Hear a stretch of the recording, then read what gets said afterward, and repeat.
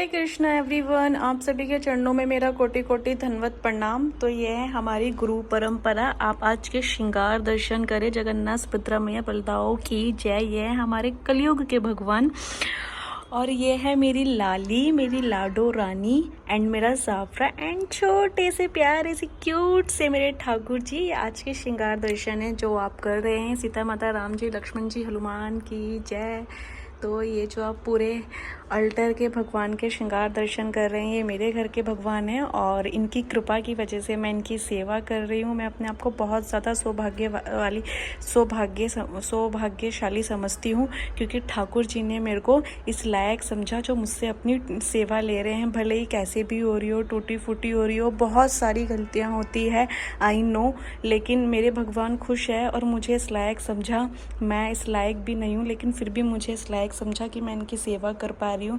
बस भगवान सदैव अपनी कृपा करे और भक्ति प्रदान करे, भक्ति में प्रगति दे और हमेशा अपने चरणों में स्थान दे, अपने चरणों से हमेशा मुझे रखे।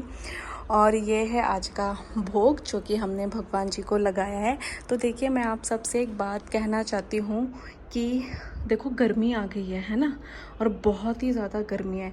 जब हमें गर्मी में ठंडी ठंडी चीज़ें खाने का, पीने का मन करता है, राइट, हम लोग भी चाहते हैं कि बहुत गर्मी हो रही है, हम रूअफ़ज़ा पी ले, जूस पी ले, दही रायता पी ले, है ना, और जूस मतलब सत्तू गर्मी में इतना चल रहा है, नारियल पानी। तो प्लीज़ आपसे मेरी हम्बली रिक्वेस्ट है, गर्मी के अनुसार सबके घरों में फल फ्रूट सब कुछ आता है, तो सबसे पहले आप उन्हें भगवान को अर्पित करें, भगवान को सबसे पहले उसका भोग लगाए, उसके बाद ग्रहण करें। उससे क्या होगा कि भगवान की आपके ऊपर कृपा रहेगी, ठीक है। और भगवान जिस चीज़ को भी खाते हैं वो महाप्रसाद बन जाता है। तो आप सबसे पहले भगवान को भोग लगाए, उसके बाद आप उसे खुद प्रसादी तौर पे ग्रहण करें।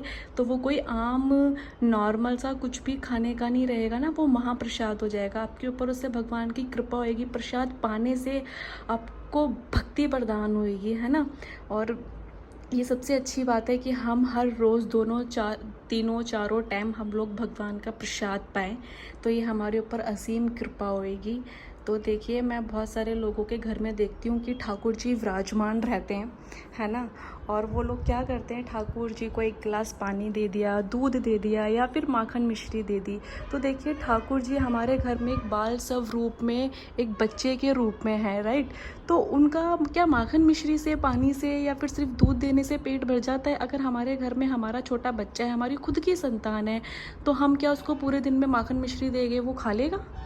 हाँ, या उसको एक गिलास पानी पिलाएंगे, एक गिलास दूध रख दिया सुबह, वो खुश हो जाएगा? नहीं ना। हम लोग क्या करते हैं, हम एक माँ होने के नाते कि हाँ, हमारा बच्चा 5 महीने का हो गया, 6 महीने का हो गया, अब हम उसको दाल का पानी पिला रहे हैं, है ना, उसको फीके राइस खिला रहे हैं, उसको सब्जियाँ बॉयल करके मैश करके खिला रहे हैं। फिर हम देखते हैं हमारा बच्चा यार 6 मंथ्स प्लस हो गया, तो हम उसको मिल्क शेक पाउडर लाते हैं अलग अलग फ्लेवर का, कोई चॉकलेट फ्लेवर का, कोई वनीला फ्लेवर का, हम उसे वो खिला रहे हैं कि कुछ तो उसको फ्लेवर समझ में आए, उसका हेल्थ अच्छा रहे, उसका माइंड जो है वो ग्रो करे, है ना।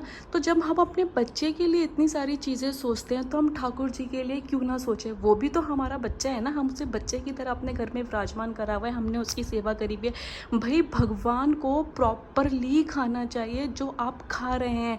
तो मेरी आपसे बस यही रिक्वेस्ट है कि आप सबसे पहले, आपके घर में कोई भी फल आता है, कोई भी मीठा आता है, कुछ भी आता है, बस एक चीज़ का ध्यान रखें कि वो सात्विक भोजन होना चाहिए, ठीक है।